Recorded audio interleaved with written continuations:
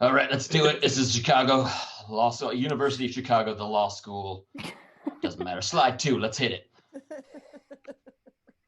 All right. Erie through the lens of the RDA. I don't need to explain what RDA means. If you don't know, you shouldn't be in my classroom. What does laws mean? What does laws mean? Go back to English class. 101. This is 101. What does at common law mean? Where are we getting these questions from? This is, okay, what does except where, ellipses, statutes of the U.S. otherwise require or provide mean?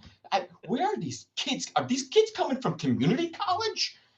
What does rules of decision mean? Okay, I've been a teacher for over 18 years. We're gonna move to slide 3 before I blow an artery. Hannah versus Plumer, the setup of this case. All right, this is one of the most important cases I've ever worked. So it's very important that we go through this and you all familiarize yourselves with the details of this case. Hannah brought a diversity suit against Plumer in Massachusetts federal court. All right, service on Plumer's wife at his residence. We complied with federal rule 4 because we had to, okay? All right. Service did not comply with the Massachusetts rule requiring personal service with 1 year because we didn't know about that. We're in Chicago, not in Massachusetts. The district court granted summary judgment for respondent based on failure to comply with a Massachusetts rule, and that was messed up, and we should have won that one. I feel bad about it. Move to slide before I start crying. All right. The key ideas, I want you to remember this, all right? Erie, okay? The thing that you guys were asked those ridiculous questions on, Erie and Rules Enabling Act, very important, remember that, look it up, both stand for principle that federal courts and diversity actions apply state substantive law and federal procedural law. Now, we thought it was the other way around, and now we know better. Okay, state before federal, not federal before state. Look, we all make mistakes, okay? Erie applies only in absence of a federal rule, okay? And it turns out there was a federal rule. How were we to know, okay? We lost our subscription to the law books. Outcome determination rule of York must be read in light of the twin aims, both of them, not just one, there's 2 of them, of Erie. Discouragement of forum shopping, okay? You cannot, look, you choose a forum and you move on. This is not an opportunity for you to browse, okay? And the avoidance of inequitable administration of laws, because if you're avoiding that, you're avoiding a lot of other things, and it's going to come back to bite you in the ass, all right? Next slide. All right. Hannah versus Plumer, holding, all right? And I want you to hold on to these ideas too, okay? The Rules Enabling Act authorizes rules that, quote, really regulate, doesn't matter the middle part, procedure, okay? This authorization is within Congress's constitutional power to give. They can give that, just like you can give. They can give. Rule 4 is authorized by the REA, okay, the Rules Enforcement Agency. All right, given direct, quote, direct collision between Rule 4 and Massachusetts rule, state rule cannot apply in federal court. That has a lot to do with the fact that it's fucking Massachusetts. All right. Next slide. Slide 6, Erie through the lens of the RDA. What does laws mean? Still, go fuck yourself. What does at common law mean? Still, go fuck yourself. What does except for statutes of the OUS otherwise? Just skip to the last slide. All right, in conclusion, this is the last slide? Yeah. Okay, in conclusion, y'all should have had me in 101 because these questions clearly show no comprehension of Erie and of Hannah versus Plumer. And really, if it was up to me, I'd fail you all, but I don't even have the energy to do that. So thanks for your time. Go fuck yourselves.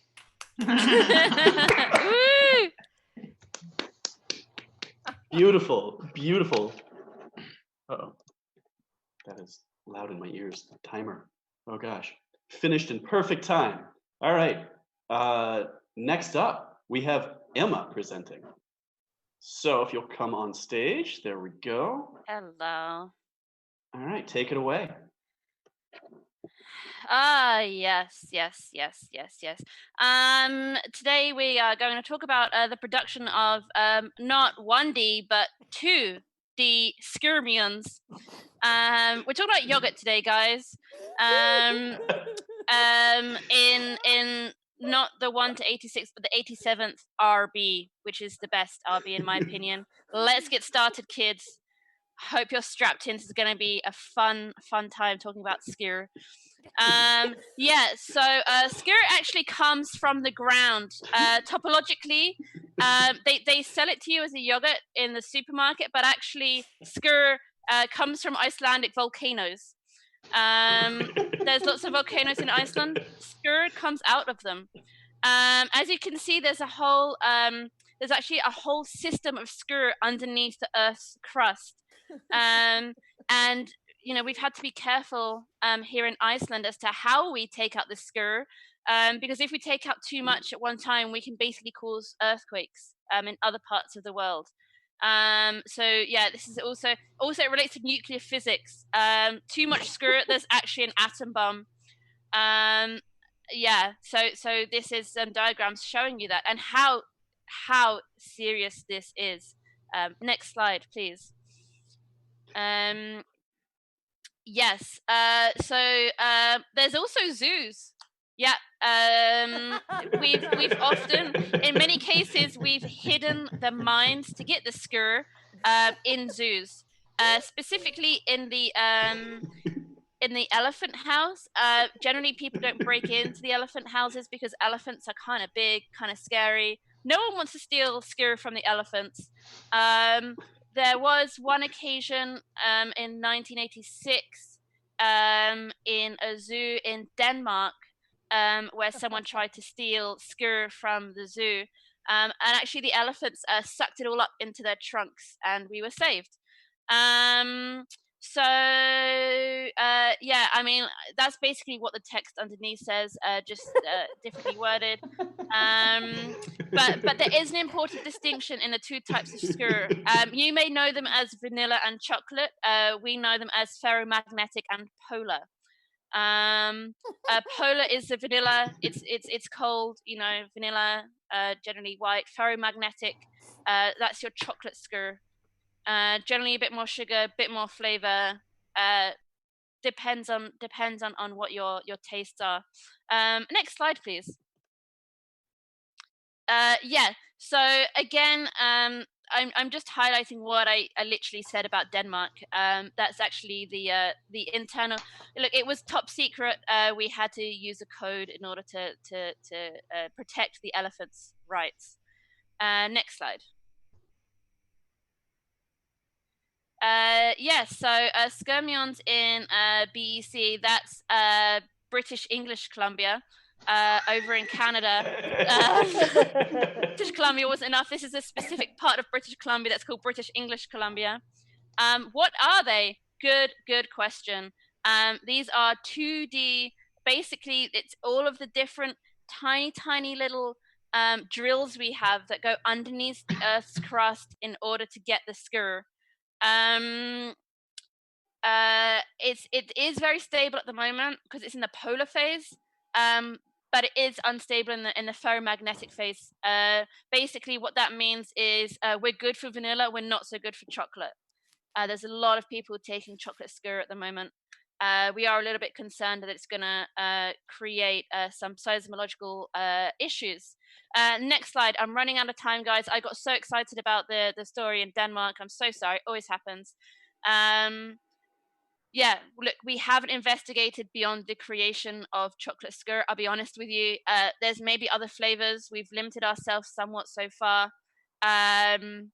Next slide. Guys, I'm sorry, you're gonna have to look this up online. This is actually what the skyr looks like in its natural form. If you look at skyr underneath a microscope, the top one is the tiny little vanilla particles, the little Icelandic vanilla buds. The ones underneath, chocolate. You can see that it's kind of vanilla on the outside, but underneath there's that sweet chocolatey goodness. And don't forget, skyr, great source of protein. Great if you're on a diet. Great if you're trying to build muscle. Buy skyr. That's it. That's the end. Oh man, so many slides. Good work.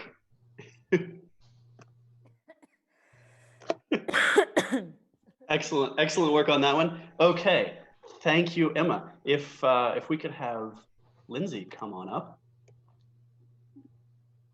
You're the last act before our wonderful intermission. So we'll put 5 minutes on the clock. Take it away. Hello, I am Dr. Callum F. Ross, the organismal biology and anatomy expert, here to talk to you today about your body plan number 2, the early development, week 3, the primitive streak through somates. Slide 2, please.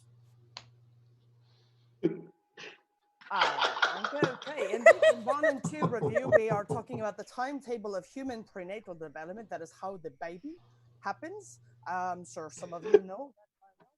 Everybody, it's very frustrating in this day and age when we can control reproductive whatever. I'm getting carried away from myself. From the primary follicles, from the day one of the last menstrual cycle, which some of you know about and the rest of you couldn't give a shit. We go from the early development of ovarian follicle to the oocyte, and as it starts to expand, the completion of the development follicle becomes the mature follicle. Not the mature baby, but the mature follicle. Then we have, obviously, as it goes, stage 1, stage 2, and the cells start dividing, making bigger. And it's the way cells happen. Like, it's just plain old mitosis. You know what I'm talking about, okay? And then at the implantation happens, it starts expanding into the uterine wall, and the whole embryonic thing happens. Let's go to the next slide. It's really exciting because the baby's coming, okay? The menstrual period, there is a primitive streak. That doesn't mean it's basic. It just means it's an early streak, okay? And then after we get a couple phases later, we have the neuroplate, the primitive streak. Yes, even when it's just a couple cells, it's actually brain cells. Yeah, really. That's the whole political controversy. I don't want to get into it. But your neural groove is like a good groove, like you can dance to it. And, the primitive streak that connects, the caveman and the new wave band, they're coming out. Gastrulation, neurulation, notochord formation. These are all things that you would need to know if you were knitting a baby together in your womb, but you're not going to do that because you're planning ahead. Tetragens, teratogens kill the embryo or survives unaffected. These are like thalidomide, alcohol, or marijuana if you're really conservative, but I don't think it does anything bad. Next one, please. It's again, you can smoke up until the conception. Okay. The embryo at the end of the second week is a bilaminar embryonic disc. It means it's got 2 sides, and it's like a record player disc, There's amniotic cavity above it. It's a cavity, it means there's nothing there. The secondary yolk sac, just like a chicken egg, both are surrounded by extraembryonic mesoderm, which is like flappy skin. And, don't judge anyone. It's not showing. No one can see it. Connecting this developing placenta with a connecting stalk into the rostral connecting stalk. This time it's grabbing onto the side of the uterus and hanging on for dear life. Like, please don't eliminate me. I'm not just another period. Come on, next slide. And there's no sloughing. Get the baby going. Third week, gastrulation, neurulation, notochord formation. The gastrulation turns the bilaminar disc into a trilaminar embryo. Go from 2 sides to 3 sides. 3D baby. Cell migration means it can move around. It's like, I don't like this apartment. How about this one? Is more space for me? Maybe I'm twins. I don't know. Epithelial mesenchymal transformation means like, if I don't like my surroundings, I'll just change them. That's just self-actualized baby. Neurulation begins and the notochord formation begins. Next slide. I know you're really excited because the gastrulation cell migration through the primitive pit and groove starting, okay? I know I'm excited. That means a baby is definitely going to happen, okay? The connecting stalk is there. It's fully formed to the primitive node and the primitive pit. There is an ectoderm there, which means, hello, there's going to be an organism there. Final slide, please. Oh my God, this is so exciting. This is because gastrulation involves epithelial-mesenchymal transformation. Now I know you're thinking, I don't want that evil octopus inside of me, but hey, in a couple more weeks, it's gonna be a cute little baby with 2 giant eyes and a head and a spine, and that's about it. Until the week 10, when you get exciting things like little arm nubbins and little leg nubbins, and sometimes in 49% of the population, another little nubbin. Thank you much for your time. We get into the babies and gender and all of that next week because I'm really up for it. Please make sure to grab your coats on the way out. I hope everyone had a good time. Say, call your mother for me. Yeah, okay, great. Bye, bye. Thank you. Thank you. Outstanding. Outstanding. So we now have intermission regularly scheduled. You could get up to pee, but I do not recommend such a fate because we're going to entertain you during this here intermission. We've been taking questions from the audience this whole dang time on our Twitch chat, and that means it's time to give them some answers. So if I could get all of the performers out here on stage, I'm going to answer some of these questions.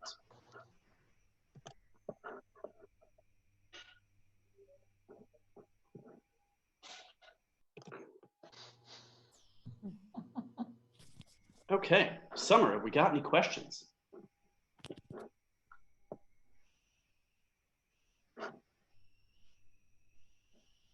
Summer? Yes, I'm here. Okay. Okay. Where can I get more skier? You Can. Obtain. Skier. From.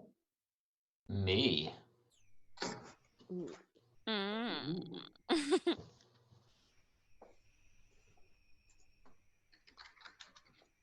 We have another question there. I'm going to rephrase something as a question, and that is, why are you standing on the wrong side of the room, Josh?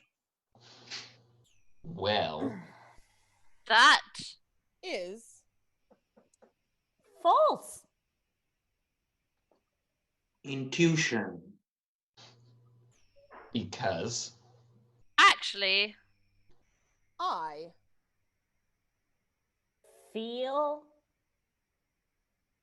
Nothing. Mm.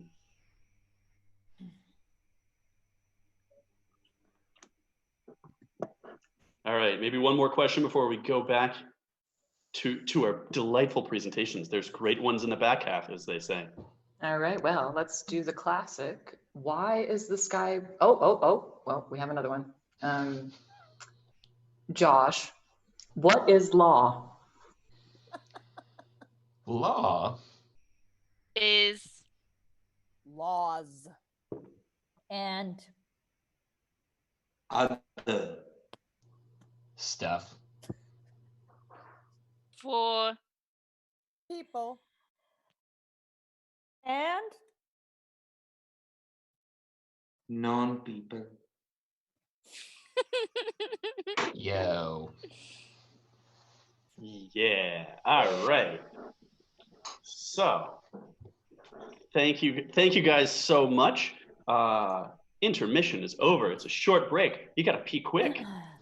So sit your butt back where it has been all day long, and where you're gonna do all of the Netflixy things, and we'll get Matilde back up here to present the next deck.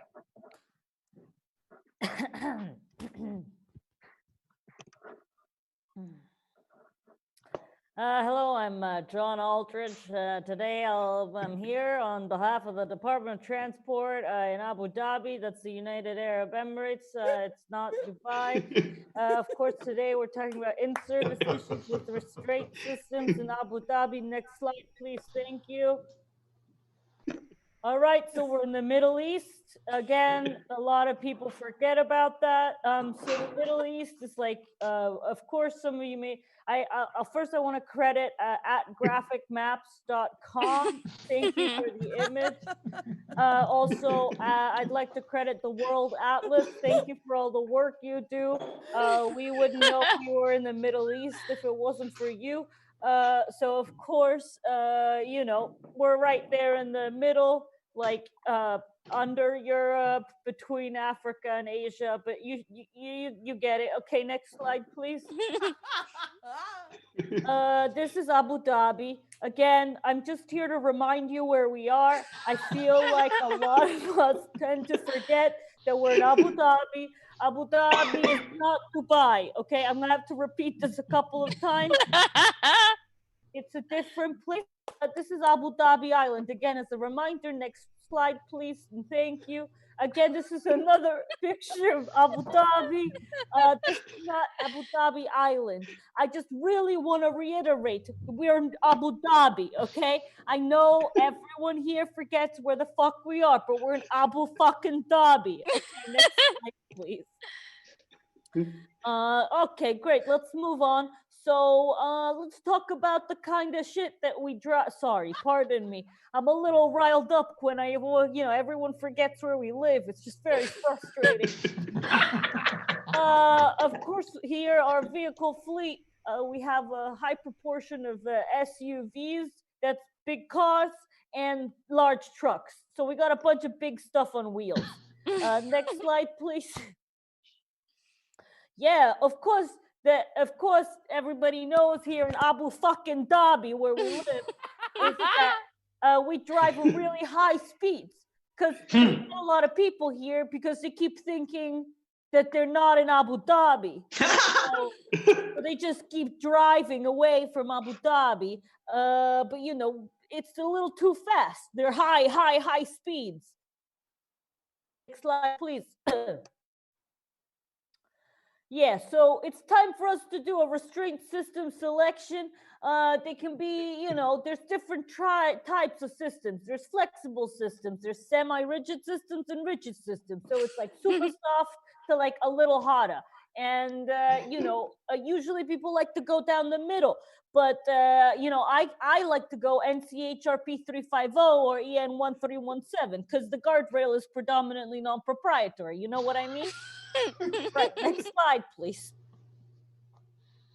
Yeah. So one of my big projects, this is the thing that I have lost so many nights with my wife about, and that's wire rope. Okay, because we have to really start thinking about the restraints. You know, wire rope is a semi-rigid EN3H148. Okay, the concrete fatigue can lead to the subsequent post-detachment from the foundation. Okay, your foundation, it's like in a relationship. When you got the good stuff, you could keep building, but with no foundation, you have a subsequent post-detachment. All right, and I almost risked a subsequent post-detachment from my beautiful wife in order to tell you about wire rope. Okay, because wire rope is a little safe. Because the foundation can break up. All right, last slide, please. And of course, our other option is to go semi-rigid. I'm just presenting this because it's an option, okay? The impact angle in excess of 30 degrees, you can't estimate the speed at 30 degrees. You know, and there's a yaw mark. A yaw is like a not finished yawn. You know, when you start yawning and then it hurts and you get very upset, that's a yaw. And that's a broadside impact. You know, and you can tell from the marks that the person was in a yawn. They couldn't finish the yawn, and bang, you got into your semi-rigid restraint. Of course, I think the most important takeaway here is that we live in Abu Dhabi, and this is Abu Dhabi, and I'll remind you guys what it looks like again if you need to. I'm John Aldrich. Thank you so much for being there. Thank you. Thank you. Thank you so much, Matilda. Excellent. All right, if we get Rohit out here, don't go away after Rohit's done presenting because you got to vote. We're going to answer some more questions. Yeah, it's going to be great fun. So, Rohit, take it away. Hello and good evening. I am the guru from Gurugram. They call me Guru 20 grams, mainly because of my teachings which I gave to TV Joe Lang on the nonlinear analysis of behavior as a basis for systemic and topical clinical intervention for children and adults. Next slide, please. Now, this has many applications, such as in the Israel gold diamond.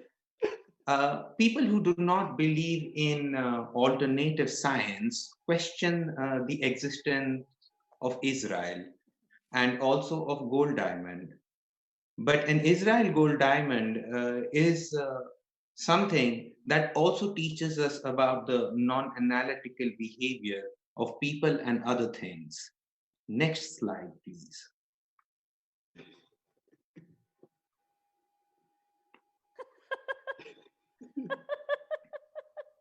The Israel gold diamond has been documented in pop culture. In this scene where Neo speaks to the oracle and says, "You already know if I'm going to take it," and it is explained, candy, that's what is the Israel gold diamond. Viewers may recollect this, or viewers may have no recollection of this incident because of watching the movie. If you've watched the movie, you know what I mean. And the oracle replied to this, "I wouldn't be much of an oracle if I didn't." So, which means that he took the Israel gold diamond, but he treated it like candy.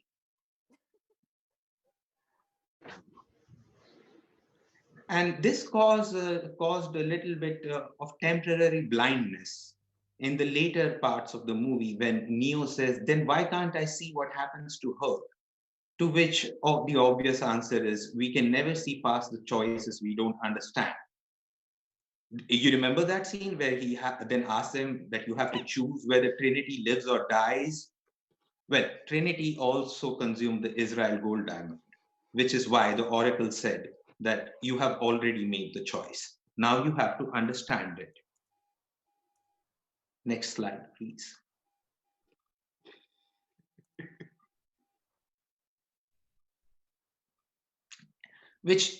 So this, as you may have understood by now, that I'm talking about a crystal, which was used in the movie Matrix. However, this crystal also has scientific uses, such as defining contingency. What is contingency? The kind of contingency you mean when you say behavioral contingency. In this, the crystal diamond shows that it has a direct effect on a person's behavior, which was also seen in the movie Matrix, because he went blind for a little while, with the consequences of this behavior. Okay, like behavior lead to consequences. You don't need the Israel gold diamond to understand this. However, with people who have deficient behavioral contingency, it helps. Next slide, please.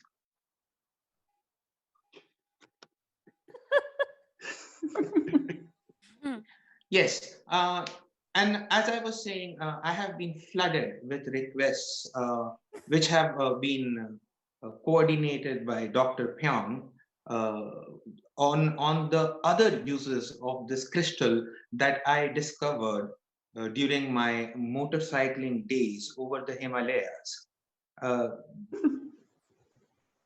The discovery of this crystal is itself a very entertaining subject, which I will get into later, because this is how I discovered the thing on my motorbike.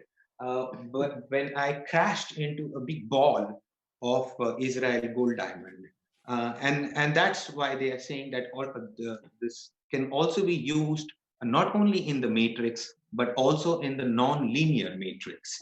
To the extent all elements above present, 2 degrees of freedom feel relatively free, just like Neo did. You don't have to have dance skills.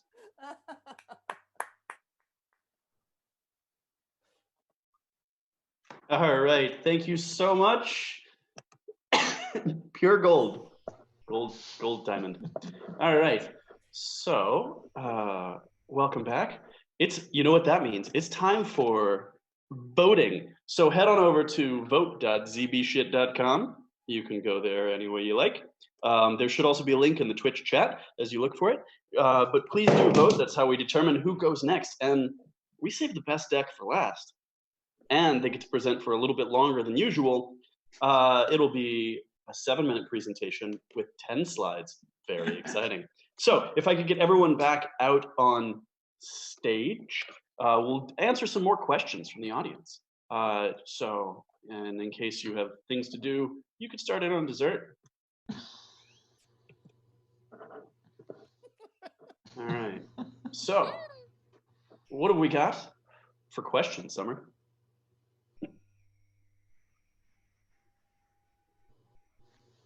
Oh, the questions are numerous. So we're going to start with, what can the Matrix teach us about behavioral psychology? The Answer. Lies. Behind. Yourself. Sage wisdom. All right. Another question, Summer. Are there different apartments in the womb that the baby can choose from? It is yes or no, but I think you can work with it. Well, Funnily enough, Wombs? Cannot. actually, produce. zip codes. So, Evidently. you Must. Gentrify. Yeah. All right. We'll come back to Dr. Know-It-All in a sec, but I just want to take a quick moment to say we're using this as an excuse so that you could donate to the Comedy Cafe Berlin. We love that place. And yeah, that's right, Josh. I said that. We love that place. Take that back. It's home for all of us. And so there's a link in the Twitch chat, so you could donate there. Please also, we need more slides to make this happen. So you might be Ryan Olf or John Aldridge, but we need your slides. So email those to slides@zoombullshit.com.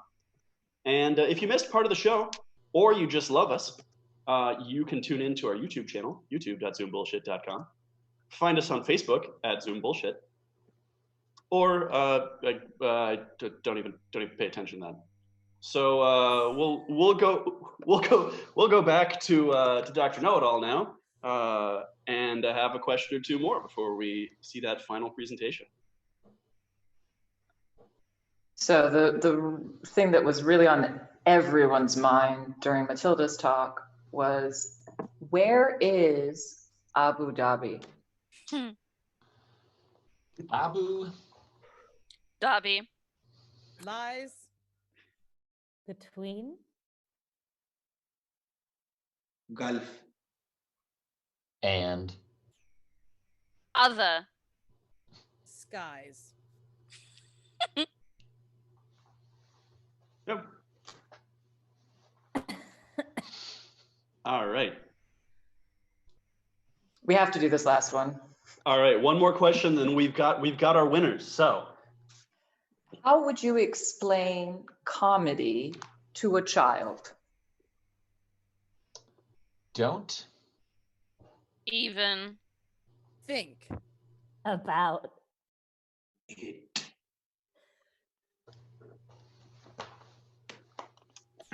all right. Thank you guys so much. That was outstanding. Welcome back. Our votes are in. This is very exciting. I'll announce from third place to first place so that I don't confuse Carl. That's what happened last weekend. I see. You know. So in third place, we have Emma presenting Skyrmions. Did a wonderful job out there. In second place, who will be co-presenting the final slide deck, we have Josh presenting Civil Procedure. Oh, very nice. And in first place, presenting everything she knows about Abu Dhabi, Matilde will be co-presenting. Yay! All right, guys. So without further ado, we'll ask everyone else to mute your video. Josh and Matilde, stay on out. And we'll present their thing. I gotta get myself out of here too, somehow. There we go. All right, you guys ready? Let's do this. Take it away. Hello, welcome to Blue Row VR. This is our final presentation. It's Lucas the only one we're Tetzlaff. doing. It's the final one, so pay attention. Yeah, Uliana couldn't make it. Yeah, she's sick. Thank you. Presenting with me is Lucas, This the is Master of Bruno. Science in Computer Engineering. Yeah, Bruno only has a bachelor, but it's German, so it's better. It's took me a lot longer to get that. Yeah, his is in informatic, and mine's in computer engineering. I'm an integral part of this team. That's why I'm here. Yeah, Bruno's like the guy you need to have around. That's Bruno. I know computers and shit, so Yeah. that's All right, so next slide, right, Bruns? let's do it. Okay. So of course we have an agenda. 1, motivation. 2, related works. 3, solution. 4, testing. 5, outlook. 6, issues and impediments. 7, feedback from you. The participants, obviously. There it is. All right, next slide.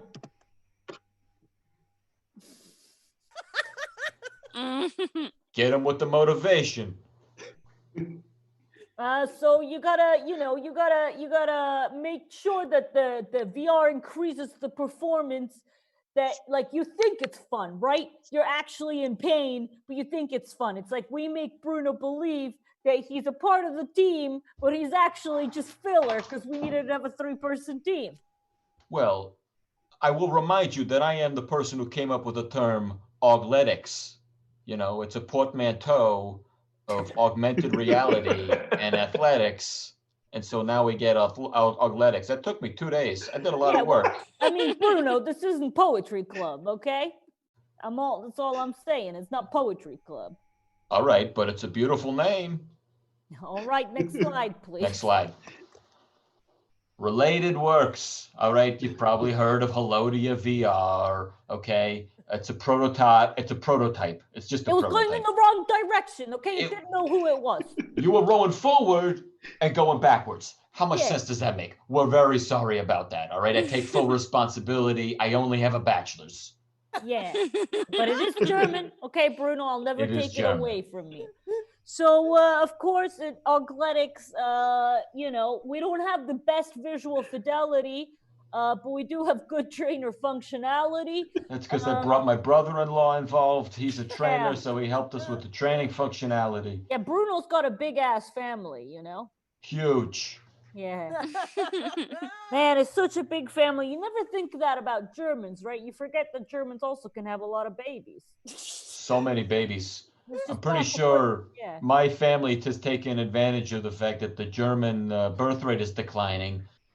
So they're giving a lot of benefits in this country now. And my mom was like, hey, I'm going to take advantage of those benefits.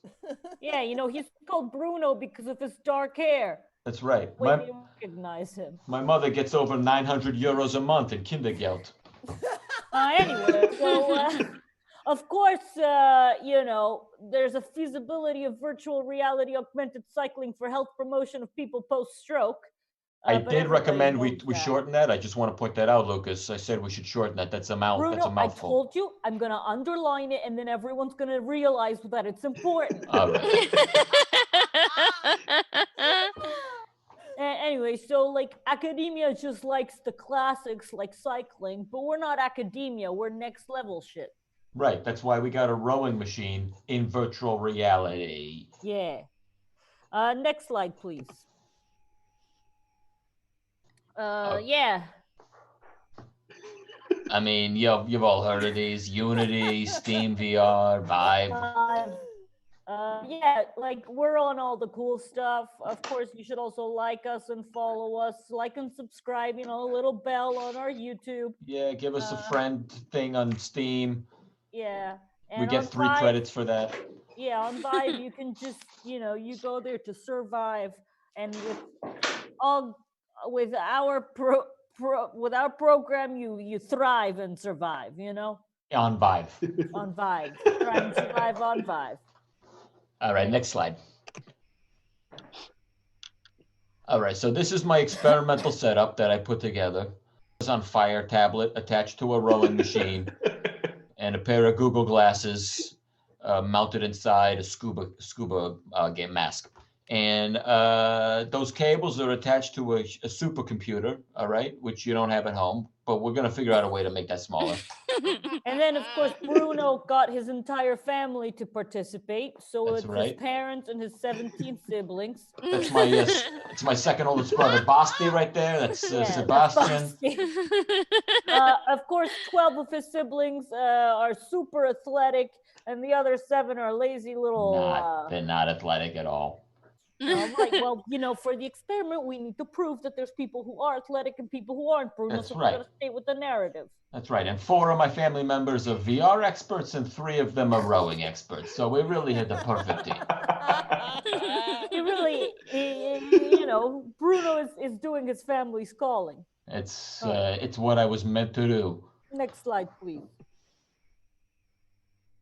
Yep, that's just more what it's going to look like. You could be rowing in ice. You could be rowing in a river. You could be rowing in a different country. You could be rowing in the sea, in a lake, in, a pond.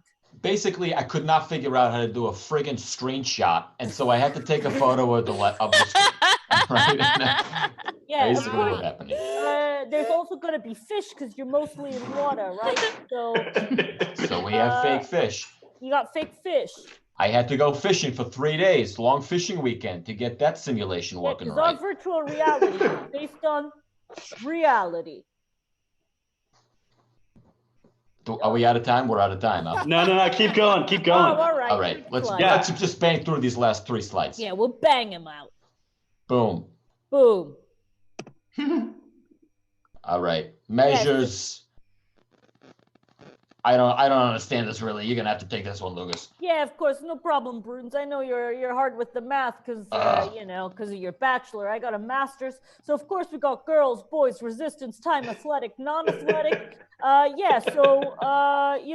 The girls, of course, we made it easier for them because little weaklings, and for the boys we made it a little harder. And to no surprise, the girls weren't as good as the boys. Even the athletic girls were worse than the non-athletic boys. What a shame for feminism is all that is true. And I do just want to point out that we were mean. We were mean on every question. All right, we were not nice on any of these questions. It may not come across, but we are really harsh coaches, okay? We have a flow state scale that is remarkable. It's insane, and we got to get this right. All right. All right. Next slide. Results. All right. For shit's sake. You hit F2. You hit F2, you get action awareness merging. All right, you hit F3, you got clear goals. You hit F4. Now, sometimes unambiguous feedback. That's right.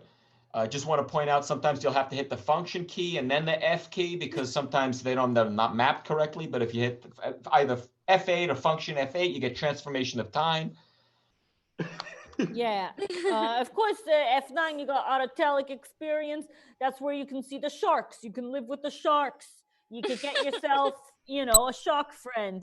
And then your red line, that's where you get your fish. And then you feed the fish to the shark. It's not rowing, but it's important. It's an important thing to learn. Yeah. Okay, last slide.